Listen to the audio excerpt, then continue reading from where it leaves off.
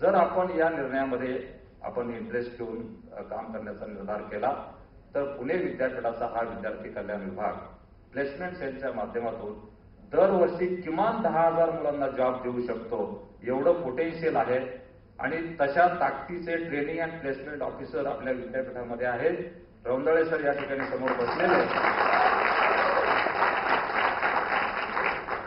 त्यांनी मला कल्पना सांगितली, सर आपण ऑनलाईन रजिस्ट्रेशन करू आणि 26-27 मार्चला आपण मेळावा घेऊ। मी म्हटलं सर सिनेट आहे।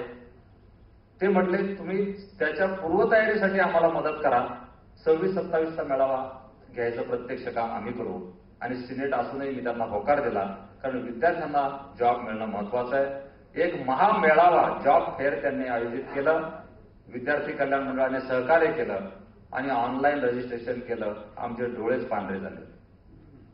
3 दिवसाची मुदत दिली, सर 43,000 मुलांनी रजिस्ट्रेशन केलं। हे साक्षीदार आहेत प्राचार्य फुलंबर्ग सर इथे बसलेले, ज्या मुलांचा आपण आज व्हॉलेंटियर म्हणून सत्कार केला। काय काम केलं या मुलांनी? 43,000 मुलं, त्या संस्थेला टेन्शन आलं की 43,000 मुलं या कॅम्पसमध्ये मुलाखतीला येणार आणि इथं काही घडलं तर? त्यांनी क्ल्यू काढला की पुणे विद्यापीठाच्या कक्षेबाहेरच्या मुलांच्या मुलाखती नंतर घेण्यात येतील। ऑनलाईन असल्यामुळे बाहेरच्या मुलांनी केलं आणि फक्त पुणे विद्यापीठाची मुलं बोलवली, ती सुद्धा संख्या 27,000 झाली। पहिल्या दिवशी 22,000 मुलांच्या मुलाखती। इकडं आमची सिनेटची रणधुमाळी चालू, तहकुबीवर तहकुबी। माझं अर्ध लक्ष तिकडं, 22,000 मुलं। रौंदळे सरांचे संस्थाचालक म्हणतात, हे काय केले तुम्ही? पोलीस तिथं आलेले आणि 25 वॉकी टॉकीच्या माध्यमातून त्यांनी हे सगळं प्लॅन केलं। मला या माणसाचा विशेष गौरव एवढ्यासाठी करायचा होता की हाच माणूस करू शकतो।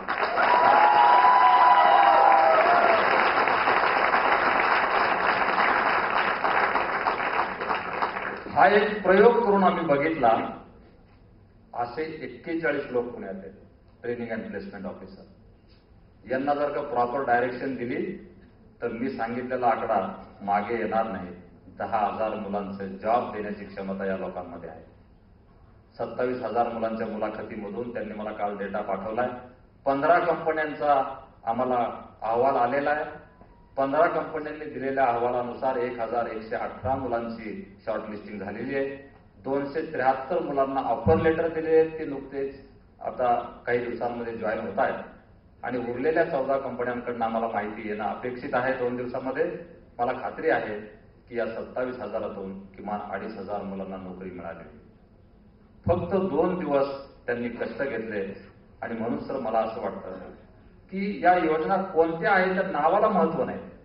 आजची मुलांची गरज ओळखा आणि तशी योजना आखा।